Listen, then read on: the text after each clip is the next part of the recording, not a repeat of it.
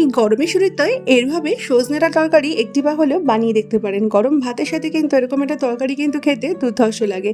তো চলুন বন্ধুরা দেখে নেব রেসিপিটি। এর জন্য সজনে ডাঁটা আর আলুকে সমপরিমাণ নিয়ে এরকম করে ঝিরিঝিরি করে আলু আর সজনে ডাঁটাকে কেটে নিয়েছি।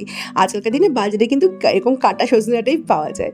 তো এবার যথারীতি সজনে ডাঁটাটাকে ভাজবার জন্য কড়াইতে দিচ্ছি সর্ষের তেল। সেই তেলটাকে গরম করে এর মধ্যে দিচ্ছি কালো জিরে ফোড়ন, সামান্য একটু কালো জিরে ফোড়ন দিয়েছি। এবার এই আলু আর সজনে ডাঁটাটাকে একসাথে একটু সামান্য নুন হলুদ দিয়ে বেশ খানিকক্ষণ 1 থেকে 2 মিনিটের মতো হাই টু মিডিয়াম ফ্লেমে ভালো করে ভেজে নিতে হবে।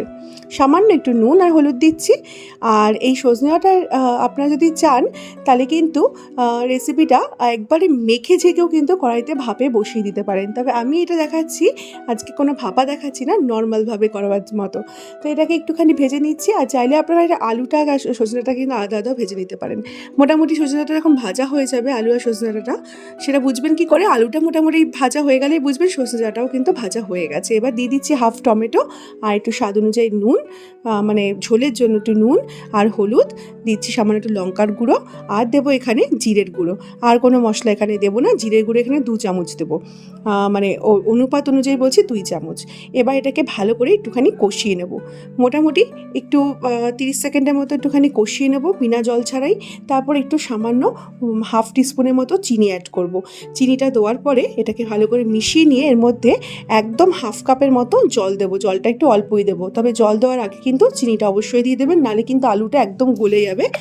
চিনিটা দিলে আলুটার শেপটা ভালো থাকবে। দিয়ে এবার একটু নেড়ে চেড়ে এটাকে ঢাকনা দিয়ে ঢেকে রেখে দেবো 1 থেকে 2 মিনিট একটু লো ফ্লেমে, একটুখানি ভাপিয়ে নেব। 1 থেকে 2 মিনিট পর ঢাকনাটাকে খুলে এর মধ্যে দিয়ে দিতে হবে একটুখানি কাঁচা লঙ্কা চেরা আর 1 চামচের মতো কাঁচা সর্ষের তেল। এই কাঁচা লঙ্কা চেরা আর কাঁচা সর্ষের তেলের কম্বিনেশনটা লাস্টে কখনো কোনো তরকারিতে অ্যাড করে দেখবেন, তাহলে কিন্তু তরকারির টেস্টটা পুরোপুরি বদলে যায়। এবার এটাকে একটু ভালো করে মিশিয়ে নিচ্ছি।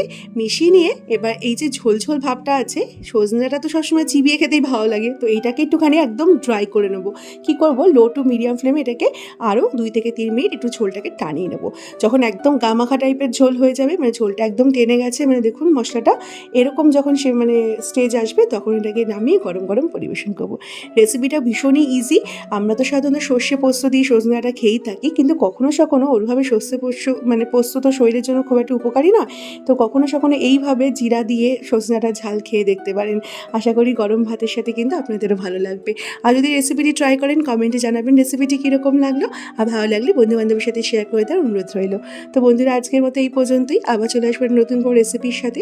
সবাই সাথে থাকবেন, পাশে থাকবেন। Thank you for watching this video. আর আমার পেজে নতুন হয়ে থাকলে পেজটি ফলো করে দেওয়ার রিকোয়েস্ট রইল, আর ইউটিউব থেকে দেখলে পেজটিকে সাবস্ক্রাইব করে দেওয়ার অনুরোধ রইল। Thank you for watching this video.